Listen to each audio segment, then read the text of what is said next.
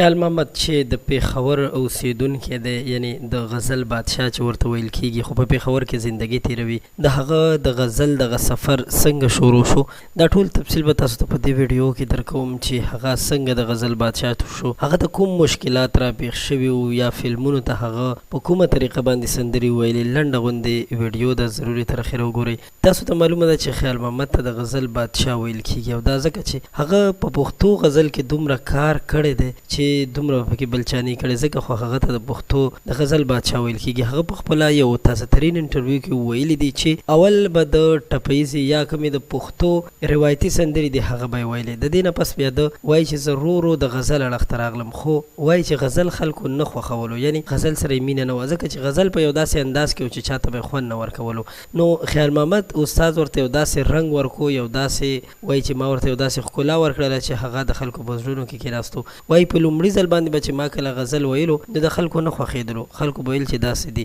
خو بیا ورو ورو چې خلک ورسره بلد شول او د حمزه بابا غزلې وویلې، یا نور داسې د کوم هغه وخت کوم مشهور شاعران چې د هغوی سندرې به ویلې، یعنی د هغوی غزلې به ویلې، نو په دغه باندې خیال محمد د غزل بادشاه شو، د غزل استاد شو. خیال محمد په خپلو خبرو کې دا هم ویلي دي چې غزل حمزه بابا به رفیق شینواري ته ویل چې په خیال باندې زما غزل ووایه، یعنی حمزه بابا چې و هغه به رفیق شینواري چې د هغه ډېر نږدې ملګری و، نو د خیال محمد اواز د هغه دومره خوښ و چې په خیال باندې به یې غزلې ویلې. نو په دې وجه باندې خیال محمد وایي چې ما فلمونو ته هم سندرې ویلې دي، خو زیات چې دا کوم خوشحاله دی په دې باندې خوشحاله دی چې د غزلې ډېرې ویلې دي، او دا وایي چې ما پښتو ته یو کار کړی. بهرحال موسیقي چې دا د دې د اوریدلو یو چاته موږ ریکمنډیشن نه کوو چې دا واوري، ځکه چې دا ګناه ده، او الله پاک دې هر چاته د توفیق ورکړي چې د دې ګناه نه ځان وساتي او دا ګناه ونه کړي. یعنی غزل ویل، سندرې ویل یقینا ښه کار نه دی. ویډیو لایک کړئ، زموږ چینل ضرور سبسکرایب کړئ. تاسو ته به وخت په وخت همدغسې نوي تازه ترین معلومات درکوو.